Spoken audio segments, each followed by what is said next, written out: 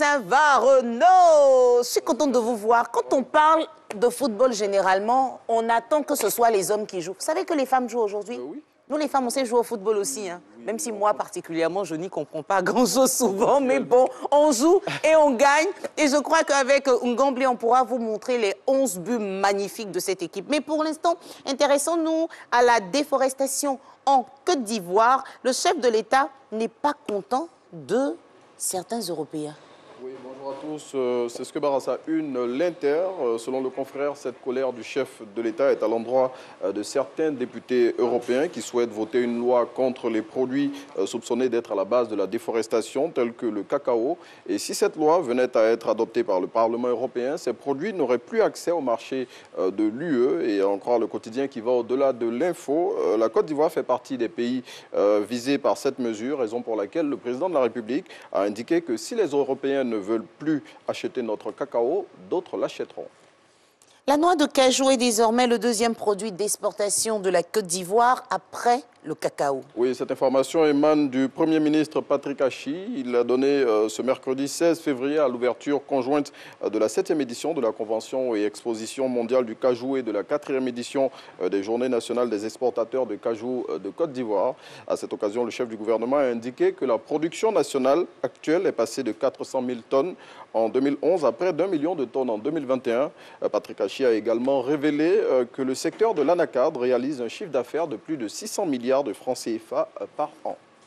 Candidature du RHDP à la présidentielle 2025, le président de la République mise sur 6 cadres du parti. Oui, c'est ce que lance à sa une Le Jour Plus. Le confrère, dans le papier qu'il consacre à ce sujet, s'appuie sur les propos tenus par le chef de l'État ivoirien lors de l'entretien qu'il a accordé ce mercredi aux médias français France 24 et RFI.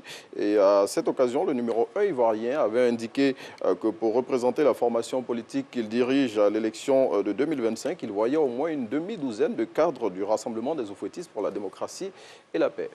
La rentrée culturelle 2022 s'est tenue hier. Oui, à travers cette cérémonie à laquelle ont pris part plusieurs ministres, le ministère de la Culture et de l'Industrie des Arts et du Spectacle a donné le top départ de ses activités pour cette année 2022. À cette occasion, la ministre Arlette Badou, selon le Nouveau Réveil, a invité l'ensemble des acteurs de son secteur à continuer à œuvrer en synergie pour le dynamisme du secteur culturel. À noter que 87 artistes et opérateurs culturels ont été décorés lors de cette activité. Et l'élection pour désigner le nouveau maire de Boisflé s'est terminée en queue de poisson. Oui, des échauffourées ont été enregistrées hier dans la commune de Boisflé lors du dépouillement du vote organisé pour désigner le remplaçant du maire Leyebi Lucien décédé le mois dernier. Selon Soir Info, des urnes ont été saccagées, le vote suspendu et les forces de l'ordre ont procédé à des interpellations. Découvrez dans le numéro de ce jour le film de cette chaude journée électorale qui a eu pour cadre la capitale de la région de la Maraoué. Des populations de plusieurs quartiers de la commune de Yopougon sont menacées de déguerpissement. Oui, ces populations, ce sont notamment celles des quartiers Mamifete, Niangon Continu 1 et 2 ou encore Port-Boué 2. Selon l'Inter, elles se trouvent sur les emprises de la voie V28 qui doit relier le 4e pont à la voie menant à Dabou et à l'autoroute du Nord. Les travaux de cette route doivent démarrer bientôt et ces populations ont un délai de 30 jours pour quitter les lieux. Et face à cette situation, le confrère indique qu'elle sollicite l'aide du chef de l'État. Et terminons avec le phénomène des enlèvements d'enfants. La police nationale donne des conseils aux populations. Oui, face à cette pratique qui atteint des proportions inquiétantes depuis quelques mois, la police nationale invite les populations à mettre certains protocoles en place pour le recrutement des gardes d'enfants communément appelés nounous ou encore le personnel de maison.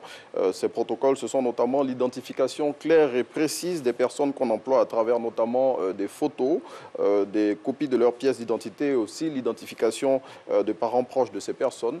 Et selon ces forces de l'ordre, si ces mesures sont prises, en cas d'enlèvement, il serait plus facile de retrouver ces personnes. Merci Renaud. On se retrouve dans quelques instants pour Matin Express. Info continue. L'info continue. Il nous balade dans ces modes d'information. Retenez que c'est l'information, c'est juste ça. Voilà. Et chaque jour, à la revue de presse, il pourra nous dire ce qu'il nous réserve pour la fin. Donc, on a Info continue dans quelques instants.